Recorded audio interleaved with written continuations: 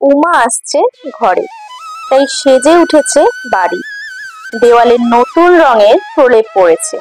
ঠাকুর দালান জুড়ে আঁকা হচ্ছে আলপনা। নানা রং দিয়ে নকশা কাটছেন বাড়ির বউ মেয়েরা।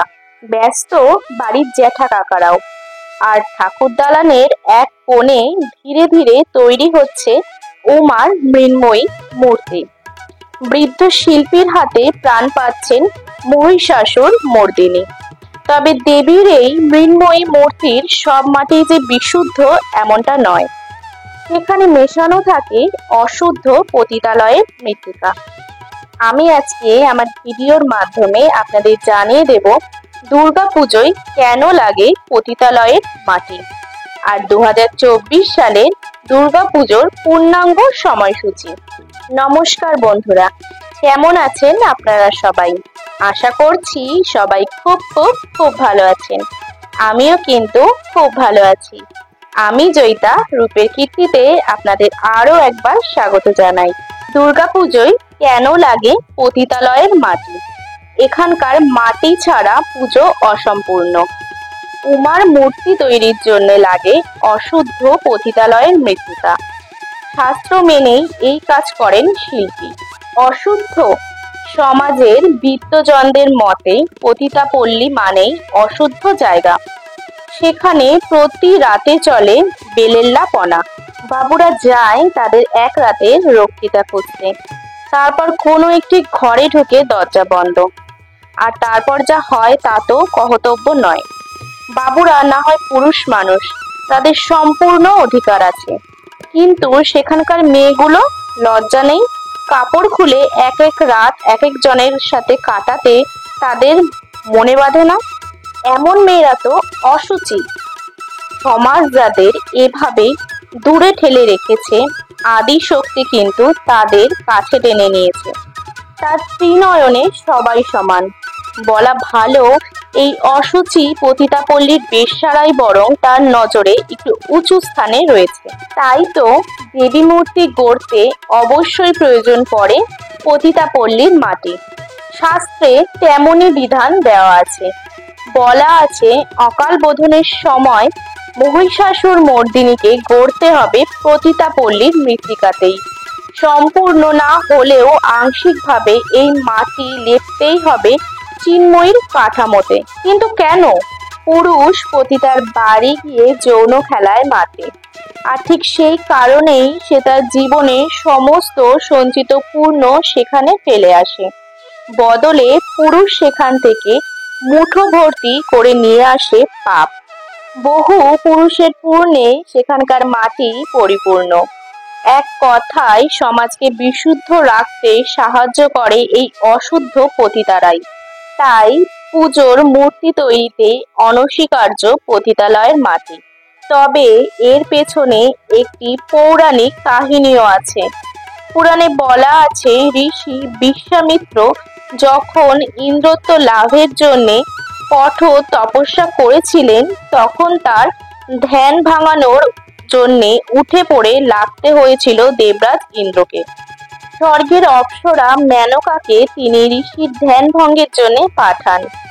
অপ্সরার নাচে বিশ্বামিত্রের ধ্যান ভেঙে যায়। রাজর্ষির মতো একজনের ধ্যান ভাঙানো খুব একটা সহজ কাজ নয়। দেবরাজ নিজে তা পারেননি, অথচ এক অপ্সরা অবলীলায় সেই কঠিন কাজ সম্পন্ন করেন। হোক না স্বর্গের, তবুও মেনকা তো আর সতী রমণীর পর্যায়ে পড়েন না। অকাল বোধনে মহামায়া মোট 9টি রূপে পূজিত হন। এই নবম কন্যাই হল পতিতালয়ের প্রতিনিধি। দুর্গাপুজোর সময় দেবীর যে 9 রূপের পূজা করা হয় তা নবকন্যা নামে পরিচিত। এই নবরূপ হল নটি, ধোপানি, ব্রাহ্মণী, শূদ্রাণী, গোয়ালিনী, কাপালিনী, নাপিতানি, মালিনী ও পতিতা। হিন্দু শাস্ত্র অনুসারে দেবী দুর্গার মূর্তি তৈরির সময় 4টি জিনিস অপরিহার্য। এই 4টি জিনিস হলো গঙ্গা মাটি, গোবর, গোমূত্র ও নিষিদ্ধ পল্লীর মাটি। সমাজ যাদের কোণঠাসা করে রাখে সারা বছর, দেবী বন্দনায় তারাই পূজিত হয় মানুষের মনে। অষ্টম কন্যার পর শেষ পুজোটি পায় তারাই। তবে কারণ যাই হোক, অশুদ্ধ নারীদের মাটি দিয়ে যে মূর্তি গড়া, তার সামনেই নতজানু হয় হাজার হাজার বিশুদ্ধ পুরুষ। এটি কি কম পাওয়া? প্রতি বছর এইভাবেই প্রতিটি বাড়ির ঠাকুর দালানে বা পূজার মণ্ডপে হয়ে যায় এক নিঃশব্দ বিপ্লব। সকলকে হারিয়ে মহিষাসুর মর্দিনীর আশীর্বাদ নিয়ে যুদ্ধ জয়ের হাসি হাসেন শুভ কাজে ব্রাত্য প্রতিতারাই প্রতি বছর। চলুন তাহলে এবার জেনে নেওয়া যাক 2024 সালের দুর্গাপুজোর সময়সূচি। 2024 সালের 2রা অক্টোবর বুধবার পড়েছে মহালয়া।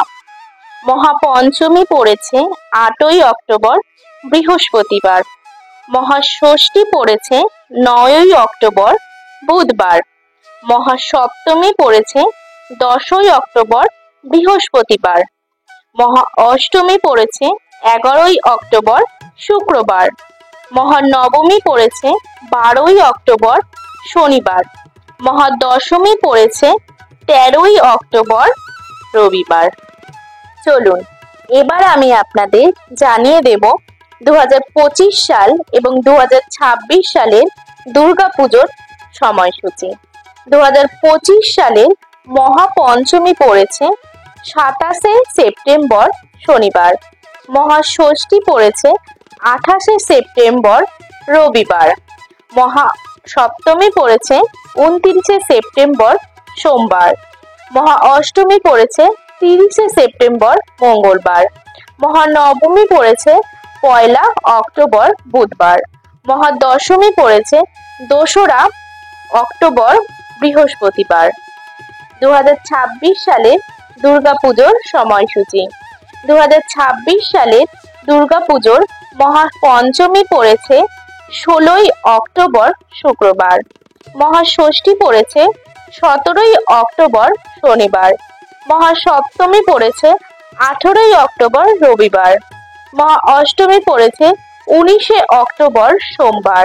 মহানবমী পড়েছে 20 অক্টোবর মঙ্গলবার।